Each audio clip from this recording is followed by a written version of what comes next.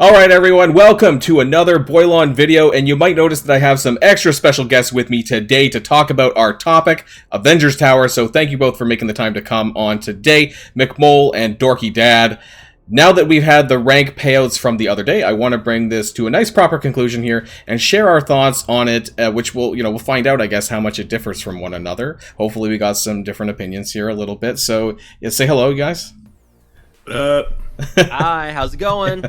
First time for both of you on the Boilon channel, but hopefully we'll see some more. And yeah, once again, thanks for coming by. Yeah, first of many. Let's go. It should be fun. Do it. Let's make this a weekly series. So we're going to be starting off by talking about Avengers Tower now that, we're at the end. We've got the payout. And so I want to talk about that first and foremost. So let's start off with you, McMole, because we're going to be talking about DorkyDad's kind of his success here in Avengers Tower. But where did you get to, McMole? Yeah, I got up to floor 60. What was really funny was I took like 3 days off during the tower event. I pushed hard the first few days, and then I was like, I'm kind of tired of this. And then about the last 24 hours, like, well, let's see how far we can push up. And I got up to floor 60, and I was happy with where I got, considering I got 2 to 3% rewards on it. Yeah, I mean, so how much did you, or how many days did you manual, I guess, versus not manualing? I did sim the first day, and then I did manual after that. For every day, like days 2 to 7? Yeah, the rest of the time wow. I did manual. Oh wow, okay.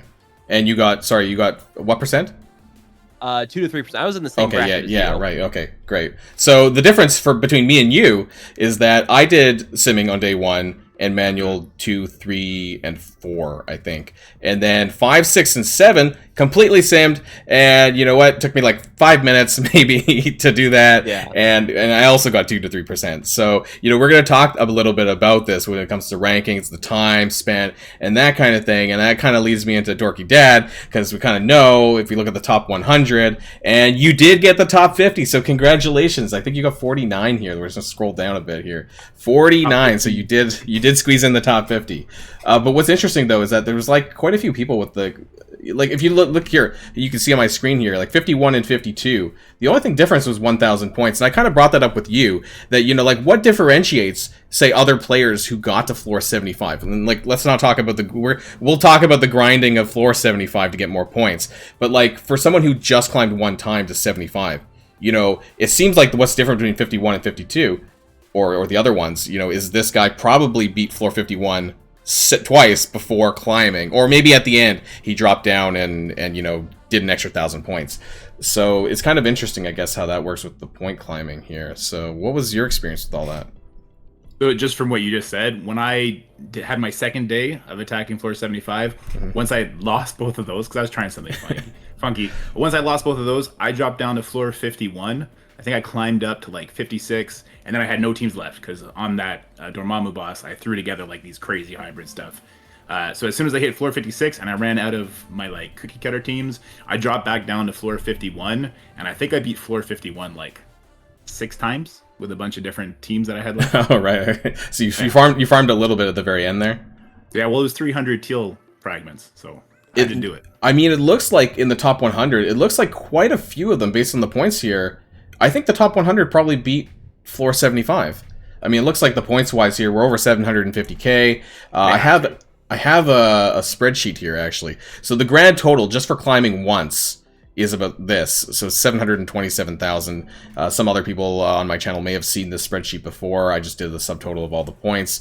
And, so anyone basically in the top 100 here should have cleared it. And my guess is they didn't clear it again. Sorry, just to bring it back up again. So floor 75 is worth 145k points, basically. So had they cleared 75 again, they would have been well up in the, like, above you even, probably in the 900k range. Because you see this now, you see the jumping. So these people in the top 17 and higher, they must have cleared 75 again. And, as soon as you reached out to me and told me you wanted to do this, I was like, I should have tried harder. I should have gotten it again, a bit higher. But it's interesting how, like, even one extra clear of 75 would have differentiated, like, 17 to your ranking, right? An extra 145k. So that's crazy how even one more win against Dormammu would have jumped you, like, 30 ranks or whatever, you know, in this top. And, you know, it's still, it's very impressive, you know, like, I just did not have the, well, I don't have the roster, but I didn't have the I don't know, I just didn't want to do it. I didn't have the patience. I just didn't want to do it at the time. So that's what I want to talk about with you is like, what kind of daily time, and I know that you streamed it, so that kind of helps, you know, for some of us who are content creators, you know, to have it as a method to actually share it with others. So that's nice. But like, you know, for all these other people who probably aren't content creators, like, I imagine they probably spent a similar amount of time. So what would you say was like your daily invested time, you know, each day, roughly? So gameplay, 2.5, 3 hours. Oof. And that's not all the time that was spent on this by any stretch of the imagination. Now, my day 1 and day 2, I overthought everything. I was super stressed. I probably could have simmed those and had similar results. So that was a lot of wasted time. But on our Discord, I'm in like 3 different Discords of different clusters, and we have a little baby cluster of our own. And there was a channel dedicated to that, and that channel was buzzing from dusk till dawn. And I think the majority of us, probably about 30 or 40 people, we were active in that channel the entire time of this event, talking, constructing. So when you say like, what was the time invested? 3 hours gameplay and like 20 hours daily of just like getting into Discord, checking it, see what people are talking about. So it's kind of hard to put a direct number on it, but I'd say like a solid, for me personally, because I was trying to content create too, right? 5 hours, 6 hours. In a single day? Just for like one day? Or over the course of the event? The last 2 days, 5 to 6 hours. Oh, okay. Everything before that, like I said, 3 hours for days 1 and 2. Day 3 and day 4 were a little bit more, probably about 4 hours. I mean, that's quite a bit. So over the course of the week, we're talking like, I don't know, you're making it sound like close to 20 hours. yeah, but I was like fully invested in this mode. Like I fell in love with this mode, so I was super active on that Discord channel, and there was at least 4 or 5 of us that were that active on this. You're in a pretty active alliance too. I mean, you're Super Trooper Z or Z if you're American, I guess. You know, there's quite a few in the top 100, I think, isn't there? I saw a few from your alliance that are also really active in there. Maybe not in, I don't know how high they went, but there was some that I passed anyways that were part of that. And like the I Farted guy, he's in Z. That's our sister alliance, Jumpy. He made a spreadsheet for this that was crazy, so he spent a lot of time on it. Wait, the farted guy, but isn't he the guy who got kicked off the leaderboard? What happened there? No. Nope. He's just memeing on the fact that guy got banned. There's who farted, which was the okay, yeah, because I noticed that one person got kicked off the leaderboard, so I guess something happened there. So not associated with else. Yeah, like someone else changed their name to like I found the elevator or something to make fun of that guy. He overshot on his first day. He got more points than you could have gotten on a 37 team roster. And then once he did that, he was screwed. So he just kind of went for it. He said like, I'm gonna get banned now. I might as well just have some fun with it. That's for sure what happened. He messed up. So based on the amount of time that you spent on yours, which you know, like it's fine because you content create, but I do want to kind of point out though, you know, the ranking differences. So both me and McMole got 2 to 3%. You got the top 100. So I mean, what's really the difference here? We get 6 tower orbs, which, you know, let's be honest, weren't great. I don't know. Did anyone get the jackpot? Because I thought there was like a very small odds, like 0.18% or something for a jackpot on the sides. I think you can get like quite a few more teal gear. I don't know if anyone got that. I didn't even look. It's like a gold drop. My alliance got it, and he was like, "Oh, these tower orbs are great." Yeah, if you get that. Yeah, he thought they're the best orbs ever with all the teal gear he pulled. But other than that, I'm surprised the T4s didn't climb, because that stopped actually at 4 to 10%. Never climbed on the T4s. And you're not getting orange elite orbs, which is kind of weird. Like, I didn't really understand this, because here at 11 to 20%, you know, you get orange regular orbs and then orange elites, and then suddenly it just drops off. You don't get the orange elites anymore, which is weird. You know, instead they give you more of these. Yeah, I remember you and Mr. Hargrave were talking about like the 10% rewards is actually kind of 11 to 20% is not bad because of the orange elite orbs coming in. Yeah, I mean, obviously you get a little bit less on the teal gear raid orbs. So compared to 2 to 3% and what you got in the top 100, you know, there's about, what is that, 10 teal gear orbs, which is okay, but like it depends, you know, if you're doing like Doom 2 point whatever, you know, on the higher difficulties, that's like, I don't know, maybe a couple days worth of of Doom Raid at most. You know, maybe like two. One day. Okay, I'm at 2.0, so for me, I'm only getting two orbs. So that's for me 5, maybe less for everyone else who's in like 2.2 and above. And so that's my point, though, is that, you know, I hope that you did it from a standpoint that you really enjoyed it, because otherwise, from a time perspective, clearly, you know, there is a huge gap here in terms of like the rewards versus time here. And so I'm glad I got where I did. Actually, to be honest, I was really shocked that I managed to get 2 to 3%, you know, based on like my couple days of manual and then the rest simming. And then my partner's account, who I did 7 days of complete simming, I got to 4 to 10%. And I was really happy with that. I was like, wow, 7 days of complete simming, like maybe five minutes a day, you know, and I still managed to get top 10%. So that's a bit crazy there, I think. So, well, I mean, hopefully we're still happy, all happy regardless. But let's take that happiness and let's talk about the pros. So we'll start with McMole. So give us one pro that you want to share with the channel that you think was good about Avengers Tower, and then we'll see if Dorky has a different one. Just like the being able to sit there and like just kind of theory craft and figure out, okay, I've got XYZ teams coming up. Like, there was one, it was 2 Hellas, 2 Mordos, and a Thor, I think. And you look at that and you're like, okay, that's definitely a symbiote kind of fight. Like, you just pick on the Gregs all day. But then you have other teams who are like, okay, well, I've also got this team that's going to summon minions, or I've got this team that's going to be, like, super overpowered. I've got 2 Eternals with new warriors. You got to figure out all that stuff. And just kind of mapping things out, figuring out how many floors you can climb up that day, and see how far you can push your roster. That's great. I love that whole thing. So my question to you then would be, if this comes back, you know, like, or what do you expect in terms of like something completely different every time, like different teams every time, so that we can't sort of predict it and we can't, I don't know, like, I think a few content creators maybe have like a giant like spreadsheet list of, you know, what counters for this floor and so on. You know, would you like to see it changed every time, or you know, for that factor of theory crafting and you know, I guess maybe it's more fun. I don't know. I think it will depend on how often this event comes back, because like DorkyDad just spent 20 hours this week with Tower Mode. If you're bringing this back like 2 times a month, you're asking him to dump a lot of time in. If you're constantly swapping out teams and changing things up, like you're asking, that's way too much time to be asking your players to spend in. So if they're going to be bringing, he's shaking his head often, no. Yeah, if they're going to be bringing back this quite often, I would be comfortable with them like using the same teams over and over again, like maybe adding new floors as time goes on, and then like every few months change it up, like do whole different floors and different enemies. It's just going to kind of depend on how many or how often they bring this event around, really. Yeah, I guess so. Anything to add there, Dorky, on that one? Yeah, start another one tomorrow. That'd be great.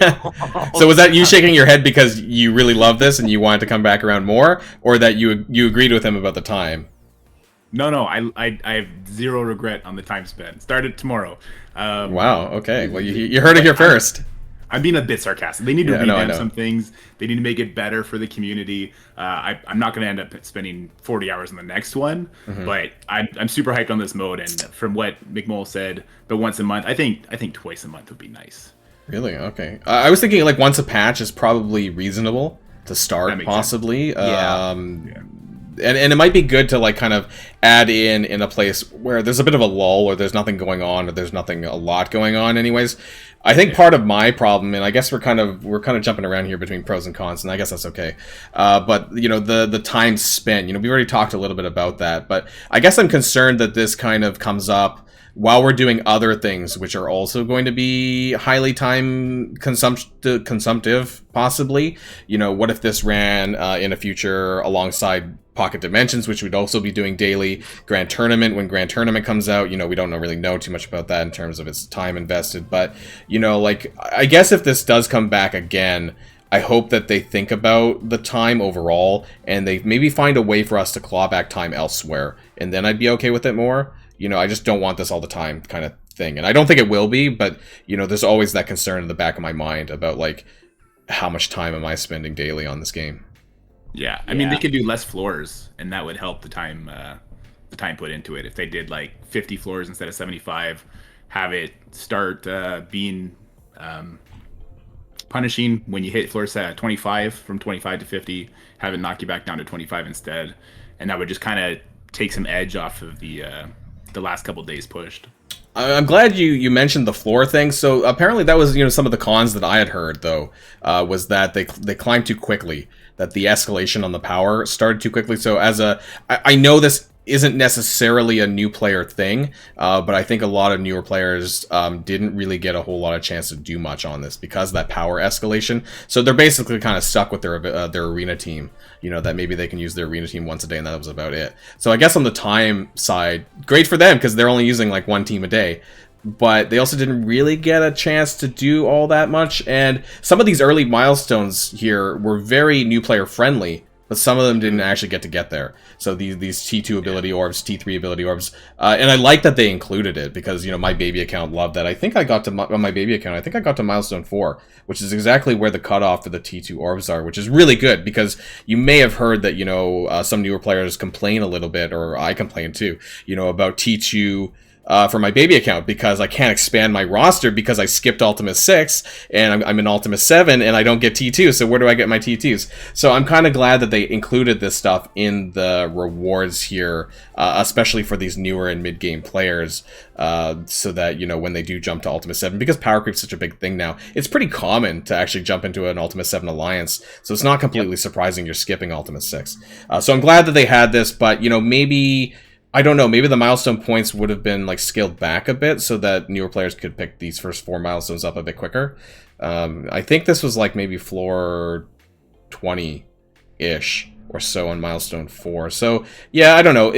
I liked how they did it though with these rewards, the lower rewards. So this was quite a bit actually. I think all of the T2 ability orbs for me was something like 800, maybe 1,000 T2s, which is quite a bit. For my baby account, and that was really helpful now for me to be able to expand my roster.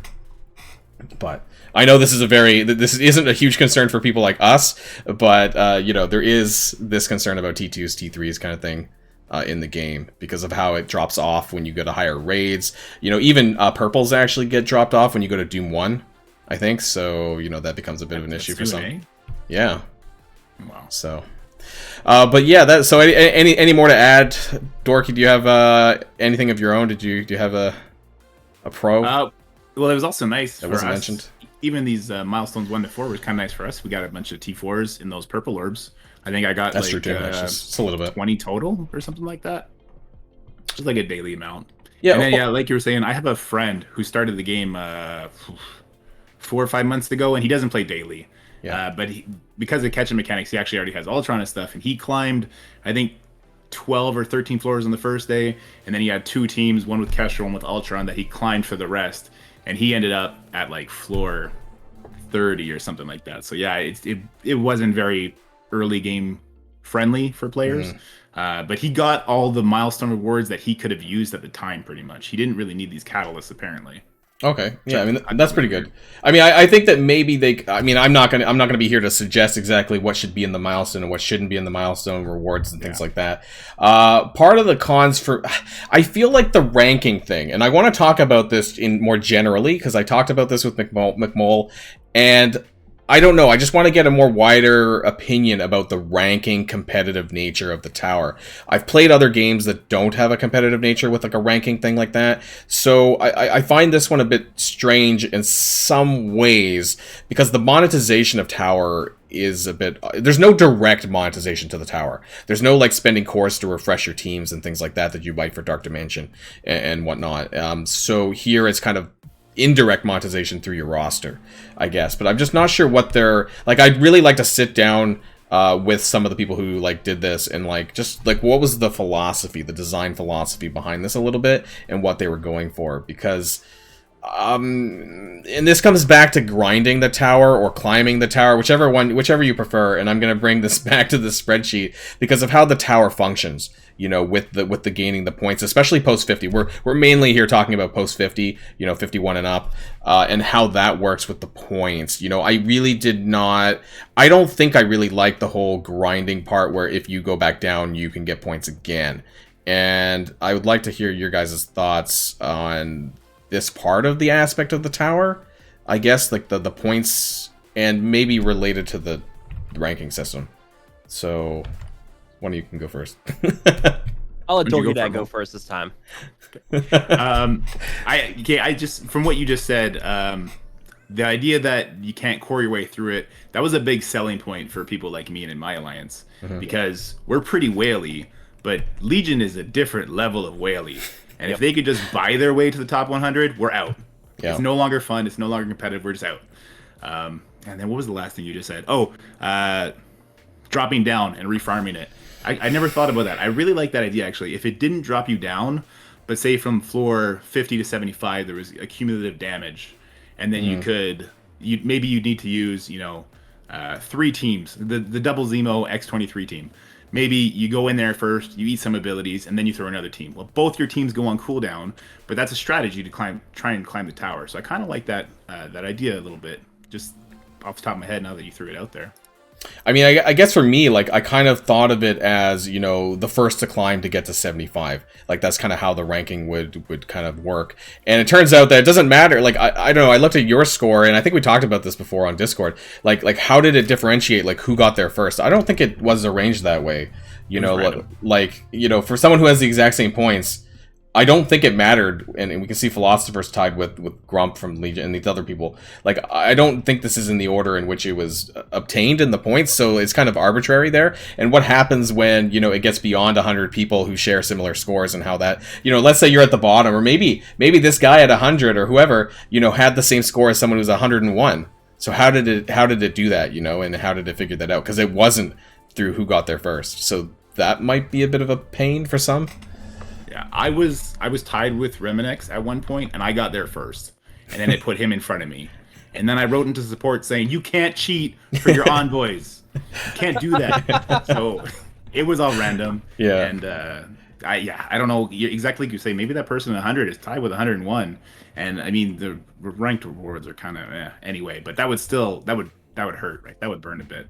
Right, and so I mean, I guess between 100 and 101 is kind of like the cutoffs. That's kind of what I'm wondering about too. And I don't know. There was something, because me and McMole talked a lot about the ranking stuff, and there's just something about it. There's just something about it to me that just doesn't sit well for some reason. And maybe it's just the way in which the rewards are in there. Like, what if we redistributed the ranking rewards into the tower itself, into the floors a little bit somewhere? Maybe make a little bit more floors the next time. Maybe go to 100, and that way it's kind of like, and we can slow down the escalation of the difficulty so other players can get in, but then redistribute the rewards. I don't know, like, there's something about the climb that in the ranking that just didn't sit well with me necessarily, and it's hard to put into words for me sometimes. Yeah, the philosophy of the tower is kind of strange, because you have this whole competition with who can climb up the highest, where do you place on the leaderboard, but the whole purpose of tower is to see how far you can push your roster. So it's this weird, like, mixture of you're competing with other players, but at the same time, like, why not reward the players for being able to just change it so that you're not doing this whole leaderboard? Incentivize climbing the tower instead of grinding things out. Like, reward the players for pushing up the floors. Get rid of, like, the leaderboard stuff. Put all of your rewards in the milestones. Like, every 5 floors, you get an XYZ amount of orbs, and then you just keep pushing it. Incentivize pushing up the floors instead of repeating and grinding out floors to get higher up on the leaderboards. That's actually a really good point, and maybe we need to redistribute the ranking stuff into, like, more milestones. And so basically you finish the milestone when you get to whatever the top floor is, right? And there's a bigger milestone payout there. I don't know. I think. I mean, they could also do something like, hey, you get up to floor 75, you reset, and then, like, you don't get any more points or anything, but, like, we got, like, the 300 teal orb fragments each floor. Yeah. So you reset and you grind up more, and you just farm teal orbs along the way, or something else. I'd be okay with that. I think it's the points thing that kind of is where I'm it doesn't mesh. It's like another Blitz, but it's too much. Like I'd be okay with the teal gear raid orb fragments being in there. Like, if you want to go, if you finish the 75, congratulations, you beat it, and then now you can go back down and you can farm some more fragments if you want, if that's your thing. You unlock like a prestige mode or something. I think it's the ranking and the points system that gets me, but I'd love to see that redistributed into the milestones. And I guess that's kind of like where we're going to go now with the adjustments we'd like to see. So if this comes back in a month's time, like, what is your top sort of That's mine, actually, so you can't take that. But, you know, my adjustment I is... said it, so Yeah. it's definitely mine. I'd love to see the rankings, the rewards here, just kind of redistributed into more milestones, I think. Maybe extend that all the way up to... And the points could still be there, but just... you don't get a repeat of the points. You just get it one time, and that goes towards you completing the milestone. And I think that's a little bit more... equitable as well. I mean, I just don't see the I get, because people love competing against each other like all the time, and there's a lot of that here in Marvel Strike Force. But Tower always to me kind of seemed more like an independent mode when I played it in other games, and it felt like it was just like kind of you versus your roster against them, you know, and it wasn't really a against other player kind of thing, you know, in that sense. So I found that part a bit strange here. But, you know, maybe I'm off base. So Dorky, you give me one adjustment that you'd like to see for Tower if it comes back next month or something. Well, let me just comment on McMole's suggestion there and yours about putting it all into milestones. And there's a reason they can't do that. Because as soon as you hit the first milestone that gives you a Tower orb, you're going to open that hot garbage and you're going to stop trying immediately. And you'll be done. And you're just going to walk away because you'd be like, what is this? Why did I get Gamora shards? She's in the Blitz store forever. Can't do that. But I love that suggestion. The one thing that I'd like to see changed, I don't even know how they could possibly do this. They need to fix what happens when people crash. Because I can't tell you how many people used my team on the Dormammu boss. And I think I got 4 different screenshots of people who were winning the node. They had their full 5-member team left, and it was just Moondragon and Phyla-Vell on every single screenshot that was sent to me from multiple people. And I don't know if there was some kind of weird interaction when it was just those 2 left and they died and you had your team or what, but 5 people crashed on the last day, and then they couldn't get into the top 100, which, I mean, doesn't matter because rewards, there's no real big difference. But it sucked, and that hurt. So I think they need to find a way to address that. I don't know how they could do that, given that a crash kind of emulates what a forest close does. But some kind of workaround for that, I think, would be super necessary here, because it's almost worse than losing out on a war attack. Because at least with a war attack, they give you your currency back and you can use it on the next war. For Tower mode, you're just done for the day on your main team. It's just like, oh my god.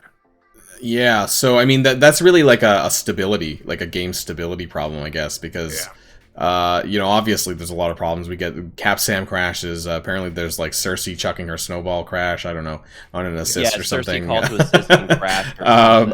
I had a Vision dive bomb crash actually recently, and I'm surprised because that was a problem in the past, and it came back up again for me. But yeah, these are all stability problems. So I'm not sure, how would you rectify that for Tower then if you like can't fix the crashing, like a token or something that like I just don't know, like a team token, or it would come down to whatever support actually has as far as power goes. Like, can they identify if it's actually a crash? They like to send a screenshot in on your iPhone is a nightmare to support to try and get that done. So people would have to somehow verify to support that yes, this was a crash, please fix this for me, and they can go from there. But it's a tricky one because it's like it could get abused, and I guess that's what I'm concerned about. Is something like that. You know, they could like, oh, I crashed. You know, like, can I get a? Because they've been pretty good when it comes to, like, at least for me, when I did war crash stuff in the past, they'd give me resources, and I'd use that again later or something, or another war, like you said. But I'm kind of afraid of people just like randomly saying, oh, I crashed, you know, without, you know, and getting a redo. Like, there'd have to be some kind of verifiable proof. But then at the same time, like, some people, what they get as compensation from support is like 10 times what other people get. So that adds a whole other layer of just like, how do you make sure it's all fair and balanced? And I don't think it's possible. So I don't know how you'd rectify that, but yeah, just game stability, which I guess that's everyone's main issue with the game is bugs. So yeah. I want to go back really quickly here, and we might end off here. So I'll take a new adjustment then. We'll have McMole have what I originally said here about the milestones. I'm going to say something else, and unfortunately I can't actually bring it up. But I want to talk about the floor tower levels. So 51 and above. I think if we kept like 1 to 50 the same way, and that would actually alleviate some of the... it won't be as much work for the dev team to kind of, you know, they can bring it back, and 1 to 50 can be the same floors. It can be the same characters. But 51 to 75 or 51 to whatever, you know, maybe they could make some new ones there once a month. That would be kind of nice. I guess some different arrangements. I think part of the fun, though, like you said, and I'm sure, was kind of coming up with ways to beat them. So maybe people might find that if they keep coming back with the same floors, that it just gets more of a, okay, we figured it out, we know which team beats that, okay, so you can maybe you can sim it all the way up, you know, or if you have the right counter, if you have the right song and dance, you know, to go up the floor. So I think they might need some new teams there, otherwise people get bored with it and just sim with everything, right? And it just becomes like Blitz in that case. I'd be completely uninterested. If it was the exact same tower that launched in a month from now, I'd be like, eh. You'd probably go to simming, because you'd be like, okay, I've done this already, so what's the point? Yeah. Because the rewards in this mode don't matter. They're not very good as because I'm doing Doom 2.3. So as far as teal orbs go and orange orbs go, and the T4s, I mean, you get T4s just from getting to level 57 or something like that. So I could easily sim all that. If this was the same thing, just copy pasted, I'd have zero interest in this mode. Yeah. Yeah, and then that also goes to the question of how much time are they expecting us to spend on this? Yeah. That's a good question. Because like if they want us to drop so much time on this, they've got to shorten up in other places. I mean, the obvious one is raid sims. Yeah, is some kind of simulation for raids, but especially Greek. Like, yeah, this is good. There's got to be a point at where they need to shorten the amount of time people are spending on this mode, and then asking them to do things like raids, like war, like all these other things. And you have like Ghost Spider going on right now, like. Everyone's blitzing hard on Ghost Spider, so... Oh, you reminded me. Oh, my blitz rotation. Yeah, by the way, make sure you go to your... I've been watching your blitz score in the background the whole time. Crap, I should have been doing that while I'm doing the video here. All right, I just need to do my blitz sim while you got? I'm blocking it. 22 million. There we go. There he is. 22. We're tied. I was like, yeah, maybe I thought about that. I was like, maybe I should do this while I'm talking, but I'll do it after. So you know, yeah, I mean, so let's do a vote then, or maybe not a vote. Out of 10, what do you rate the current first iteration of Avengers Tower? Let me bring this back up on the tab here. I don't know where. Let's bring up the rewards again here. So out of 10, McMole, what do you rate iteration 1 of Avengers Tower? I'd give it a 6. Okay, and a Y? Did we get a Y? You know, brief Y? Positives, you know, why I'm giving it a 6. It's really fun, you know, stretching out the roster, figuring out what you can do with theory crafting, testing the limits of what you can do. Also kind of like pushing your skill too. But just the heavy time investment, the whole like competition, and those really terrible tower orbs. That's true. I mean, it's funny because they said like oh god, I brought it up a little bit before. The characters in there were awful. You know, it was awful. Like they need to do something better. If they bring this back and they bring up a new tower orb, they need to have some better characters in there because it was really not. People are laughing at when I use this term. The juice isn't worth the squeeze, but for me, those tower orbs definitely were not worth the squeeze. So DorkyDad, after everything that you've done, you made it to rank 49 out of 10. Honest opinions. This is gonna sound weird because obviously I'm hyped on this mode, so I personally really enjoyed it. But I can't give it higher than a 7, and I'm only giving it a 7 because Mole gave it a 6, so I have to give it one higher than him because I'm positive on it. Man, I should have just given it a 5 then, and then. The reason I can't give it a 10 is it was a 10 for me personally. But I could see how this doesn't work for the vast majority of the community. There needs to be a different difficulty. It's nice that the rewards kind of don't matter at a certain point in wherever you're at in the game at the end game. If I got rank 1 or if I got rank 4, it wouldn't matter because the T4s are the only valuable reward to me on that list.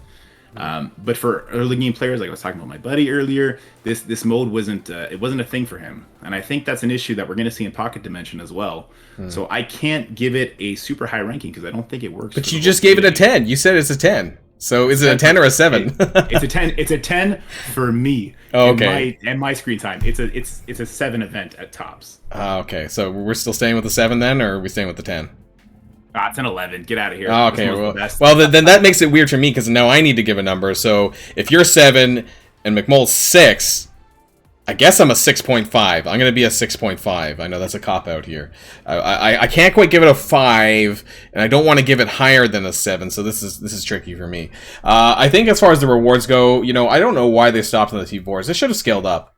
I think past Yeah. 4 to 10%. I think at least 40 more. I was just kind of like in my head here, you know, that would have been 280, 320, 360, even like top 100, you know, could have been like 400, and we could have seen a lot more there. And you know, I'm sure DorkyDad would have appreciated an extra, you know, 150 T4s there or whatever. So again, personally, yes, but actually, I'm happy that they didn't. I wish the lower ranks gave more than they give. Like that bottom rank, what does it give? Like 20 or something? Yeah, it did. Actually, right here, 46 to 65%, 40, and then 120. So it jumps really big here, and then after that, it's just 40 up. So yeah, maybe at the bottom, it needs to be, the rewards need to be kind of adjusted a little bit more, I guess, to reflect that. I don't know if we need more ranks necessarily, or just, you know, an adjustment of the rewards across the board. I enjoy the idea of a tower. You know, I like a tower. I don't necessarily like everything about this tower, but I hope that they take some of our feedback into consideration. So if it does come back, because they said that it might, you know, we don't know if it's going to be a month or how long it's going to take for them to consider whether or not they want to bring it back. One thing I do want to add really quick is that I kind of hope that they pull it out of the Blitz user interface and maybe have their own and maybe like spruce it up, and so it's not considered a blitz as far as the game goes, because actually a lot of the game coding suggests that it's a blitz, like RTA score gets counted when you win a Avengers Tower. And I don't know, maybe I'm not going to get into RTA because we're not talking about that here. But they just didn't really try to hide that it was a blitz. Well, yeah, because it's in the really blitz window. So yeah, it counted towards RTA score. it did. Yeah. So every time you won a floor, it counted. Manual counted 3 or points, like manual or Avengers win. simming. Yeah. So interesting, I guess, if you hadn't already done it. But I would like to see it like kind of spruced up in terms of like the appearance of the tower. You know, like I don't know, the way that it looks in other games sometimes when you're climbing floors and it looks cool, you know, and you can see the floors without having to. That wasn't. Oh, I can't bring up the window, but you know, when you go into the tower and you have to click on the button to show you the other teams, it would have been nice to have a visual representation of that, like in the game, like you could see the characters on the next floor, so I could see what's coming, that kind of thing, without having to click that stupid button that showed all the floors and the teams. You know, having to do that every time. Well, this felt like a playtest to me, if I'm being honest. It felt like a playtest of a mode, and they had to shove it somewhere. Massive beta test, I think, here. Yeah. Yeah, and I think we're gonna have the same thing for Pocket Dimension. It's gonna be more of a beta test. Well, just I mean, to just see what people think of it. And yeah, I mean, Pocket Dimension is way worse than Avengers Tower already, just because of the discrepancy of rewards.